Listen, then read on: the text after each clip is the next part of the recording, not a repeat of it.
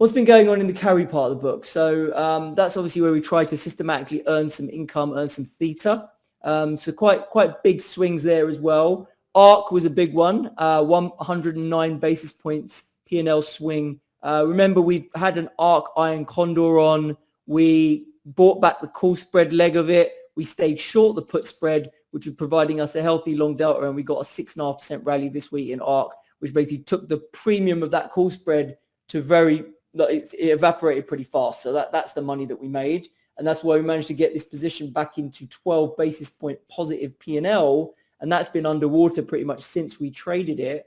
So that just kind of shows you how the way we sell gamma, we do it via iron condors. And that allows us to manage positions, risk manage the positions, be patient with these positions so that they can get themselves back into the green, even if they don't look too good when we initially do them, right? A lot of options trading is about understanding how you can adjust positions so that when they go wrong, what can you do about it? And can you kind of save the positions to bring them back if the market conditions allow? And that's kind of how we've managed and wrestled that position back into the green. I think at some point it was down best part of 100 basis points, right? So we're happy to bank that.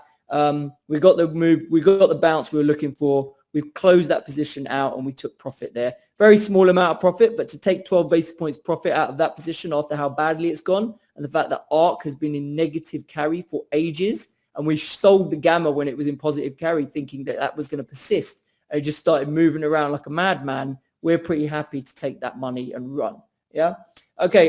The other part of the book that hurt, the part of that portfolio that hurt was CCJ, Cameco, as that continues its upside breakout. That stock's now above 37. We did play around with that position. We rolled it. Again, this is a position that has gone into the red. We are down more than 100 basis points on this trade. Now, remember, a lot of this is an overlay portfolio. I would be happy if Cameco stock doubled tomorrow because I own quite a decent amount of Cameco in my long-term portfolio, which I'll show you in a second.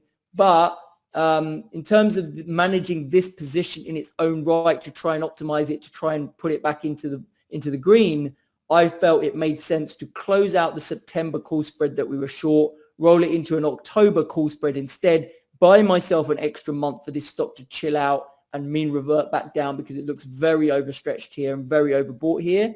And that's the way I decided to play it because we were in a state where it was no longer earning time decay. So remember, in the theta part of the book, you want to earn time decay as much as possible. That's why you've got those positions in the first place. But because we structure them as iron condors, when you blast through one side of the iron condor, the decay flips from positive to negative. If you're too close to expiry as well, that you'll see that happen, right? So that is when we say to ourselves, okay, this thing now is not earning us any decay. If spot just stays here and doesn't move for the next 2 weeks into expiry, we're actually going to lose money because we're bleeding decay here. So let's restructure the trade back to a short vol trade, earning premium trade. And that was the way we did it, by rolling up and out into October call spreads. We did actually lengthen the call spread by $1. That required adding a little bit of additional margin onto the position, which I didn't mind doing because I was freeing up margin. By closing out the ARC trade, I was freeing up some margin. That went to zero. I was freeing up a bit of margin, so then I was able to allocate an extra 1.5% margin to the CCJ trade. So that went up to 4.5% from 3%. Okay, so that's how we restructured that trade.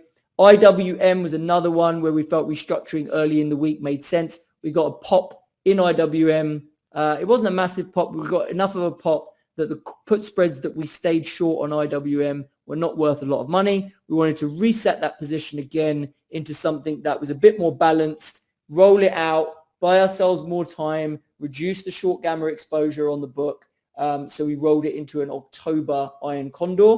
So again, rolling the CCJ call spread out, rolling the IWM into a fresh iron condor, resetting the strikes on the put spread and the call spread, and just buying back the IWM put spread that we were short on, that IWM being the Russell 2000. Okay, that position did bank profit. We banked about 50 basis points of profit when we closed that out. That's what you can see here. The P&L is 50 basis point here, but we have got a fresh trade on. That we obviously sold the fresh one, which has got 37 basis points of premium to still earn between now and October. So we've de-risked that trade materially. We've banked a bit of money by buying back the September. And now this trade is ticking along nicely with not too much delta exposure, earning a little bit of time decay, and we are happy to sit on that for the time being. We're also starting to go into the green on our natural gas iron condor. That's been chopping around in the range, but it's been behaving nicely. We've got the XLV, which is the healthcare that we added back end of last week. If you remember, that's actually in the green as well. That's up 18 basis points, ticking away nicely. That's actually been a really good short gamma to have, healthcare. It's really stuck and not really doing a lot in the middle of its range. And then we added a fresh one on XLE. As we were closing out the short gamma position on ARC, which has just been a wild mover, we thought, let's get into something that's kind of a bit more stable. The energy sector has been behaving more stably, although it did pop 2% on Friday, just for good measure. When we put on a new trade, it just wants to remind us that it knows how to move. So it ripped 2%, but actually we didn't enter the trade until after most of that move. So we were able to push our strikes up and get into a trade that's fairly delta neutral. You can see the delta on that trade is only negative 1%. So we're pretty chilled out. We didn't get into an immediate kind of bad trade there, and actually it went slightly green by the end of the day. So you can see quite a lot of P&L on the carry part of the portfolio, making us a good 136 basis points on the week. Okay, so similar to the delta, actually, delta part made 130, this made 136. So it's nice to have different parts of your portfolio that are trying to extract alpha from different things, and then sometimes they all line up and they all make money at the same time, right? It's pretty rare for that to happen, but this week we certainly caught that. Okay.